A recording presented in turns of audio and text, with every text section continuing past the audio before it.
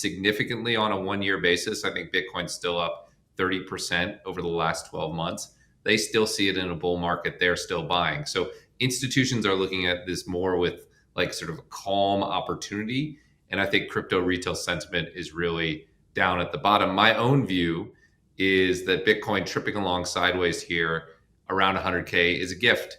I think it's an opportunity to stack sats. I think it's an opportunity to build positions. I think the long-term trajectory is up and to the right. It's just a matter of time until we get there. Yeah, it's been interesting. I've been chatting with Hougan begins by drawing a stark contrast between retail sentiment and institutional perspective. He says, if you're talking about retail crypto, there's extreme bearishness, even depression. But if you're talking about institutions, there's relative excitement and no panic at all. From the institutional side, the view is simple. Bitcoin is still up roughly 30% over the past year. It's consolidating near $100,000, not collapsing. For long-term investors, that looks like a bull market pause, not the start of a bear market. Institutions see opportunity, not danger. Retail, on the other hand, feels exhausted. They've lived through scandals, hacks, and deleveraging blowup. For them, the crypto winter trauma hasn't fully healed. Hougan describes this divergence as a gift for disciplined investors. Please take a little time to like this video, subscribe to the channel, and turn on post notifications for more videos like this. You can also check out our other videos on cryptocurrencies and the overall digital asset space. And drop your comments and observations in the comments section below. Everything you do helps with the YouTube algorithm and immensely contributes to the channel's growth. Thanks, and enjoy the video. If you're asking me, do I think Bitcoin will get to $200,000 by the end of the year? What I've said is no. I think it will trade to new all-time highs by the end of the year. Institutions are looking at this more with like sort of a calm opportunity. And I think crypto retail sentiment is really, well, I think the answer to that is depends on which people you're talking about. If you're talking about retail crypto Twitter, there's extreme levels of bearishness, extreme levels of even depression, I would say. If you're talking about institutional investors, there's relative excitement and no panic at all. They're looking at an asset that is up significantly on a 1 year basis. I think Bitcoin's still up 30% over the last 12 months. They still see it in a bull market. They're still buying. So institutions are looking at this more with like sort of a calm opportunity.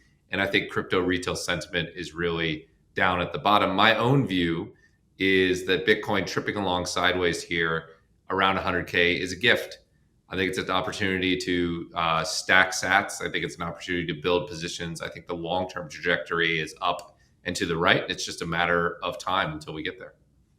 Yeah, it's been interesting. I've been chatting with I think the thing that people are worried about, particularly on the retail side, is whether there are more bodies to surface from the big deleveraging washout and sort of the concerns around vaults and hacks that we've seen recently.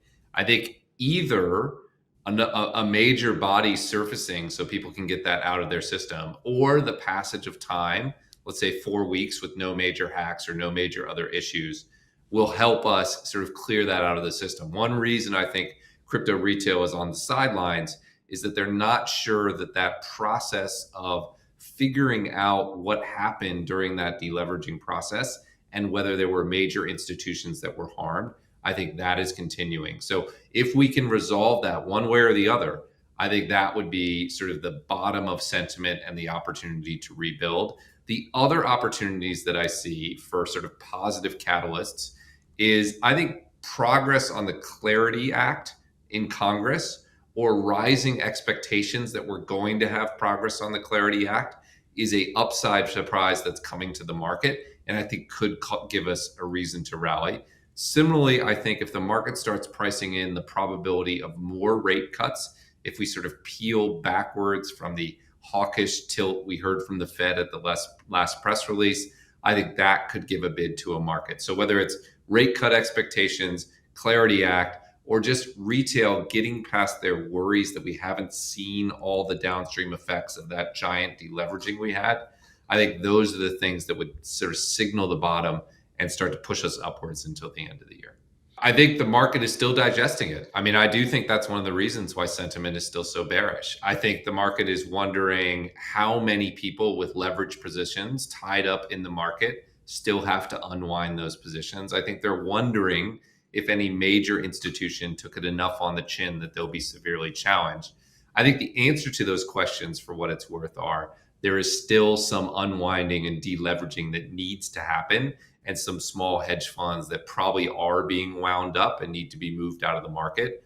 I don't think there is a major institution that was severely enough damaged not to make it through, but there's certainly a risk of that. And I think people just, it's hard to know, even for someone in my seat, which has the benefit of having a lot of contact with these type of firms. It's hard to know if we've fully gotten to the bottom of that. And I think that uncertainty is what's contributing to maybe retail sitting on the sidelines and not buying this dip as aggressively they have previous dips. Look, to explain this shift, Hougan offers a powerful analogy: the Facebook IPO. When Facebook went public at $38 per share, it dropped for over a year before recovering. But once institutions took the reins, it climbed relentlessly, eventually hitting over $600 per share. Crypto, Hougan says, is in a similar distribution phase. Retail OG investors are rotating out and institutions are rotating in. It's a handoff from early believers to professional allocators, and history shows that once this handoff completes, the upside can be enormous. Hougan believes Bitcoin is in inning 3 of its long-term growth. Ethereum and Solana are in innings 1 or 2, and many promising alt assets are still in the pregame. Send more whenever you're ready. So I think they were very excited. And look, I think that's going to get billions of dollars of flows. It's one of the most exciting crypto projects. Investors are under allocated to it from a traditional market side.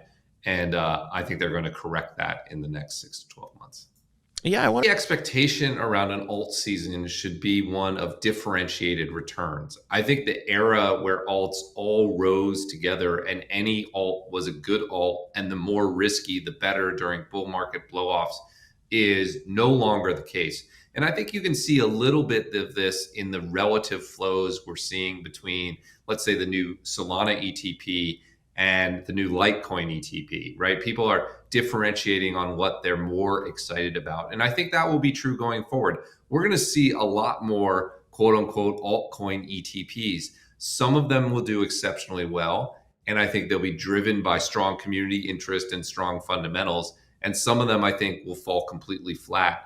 I think we're just going to see a broader dispersion of returns in alternative assets as we move from the speculative phase of crypto to a more fundamentally driven phase of crypto, from the retail driven phase to the institutional phase. I think that means more distribution, more differentiation, and an era where fundamentals matter more than they did in the past. I think this cycle will be different. I think it will be slower and grindier, but still a lot of significant upside. To make that comparison between sort of retail OG investors rotating out and institutions rotating in, you could give the example of like tech stock IPOs.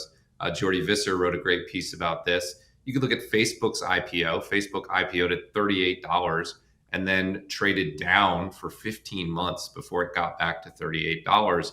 Today it's at $635. What does that tell you? It tells you once you work through this distribution phase where the early insiders sell to some of the institutions, there can be enormous amounts of upside for those that hold to the other side. So I would, my word to retail investors is like we're at inning like 3 of Bitcoin's growth. We're at inning 1 or 2 on ETH and Solana. We're in the pregame for some of the other more interesting alt assets.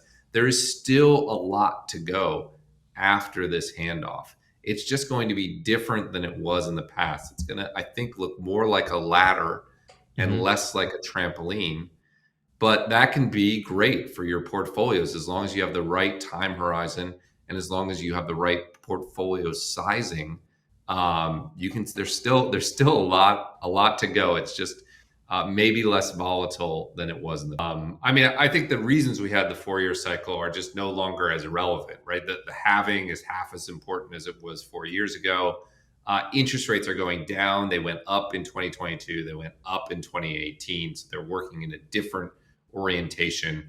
Blow up risk is lower this time around than it was in 2022 with FTX, in 2018 with ICOs, in 2014 with Mt. Gox. So the reasons we historically had those resets on a quadrennial basis are just either inverse or no longer very relevant. At the same time, you have this institutional bid. If anything, I think we've already done the 4-year cycle. We've already hit the bottom or near the bottom of retail sentiment. we've maybe speed run through the bear market and we're ready for this new institutional phase. But more than anything, I just think we're in for a slower churn upwards. And as institutional demand progressively moves into the market, I think that is the dominant theme. And that's like its own 5 to 10 year cycle. And I think that's what we're going to be in. Of course, there's volatility. We're living through it now, right? We're off from 125K to 100K, but we're still at 100K. Market has it wrong on future rates. That's a big thing to say for me, because I trust in markets a great deal, but I think it's very short-termism. I think the Trump administration wants lower rates. I think they've politicized the Fed. They want to install a new Fed chair that's going to be more dovish than Powell is. Maybe for December in the existing Fed, we've come down, but I suspect that this economy wants to run hot and we're going to get lower rates in the future. So for a risk asset like Bitcoin, which retains some risk asset characteristics, I think that's a positive catalyst that isn't reflected in the market. The administration wants lower rates we shall have. And I suspect that's the direction of travel. In Hougan's view, markets are mispriced on future interest rates. He argues that the political and economic winds are shifting toward lower rates whether the Fed admits it or not. The current administration, he says, wants lower rates and could even install a more dovish Fed chair to achieve that. Meanwhile, the Fed itself is worried about the future of white-collar employment in the age of AI automation. That, he believes, gives them another reason to cut rates preemptively. I think the market will recalibrate, he says. Lower rates we shall have, and that's going to be beneficial for Bitcoin.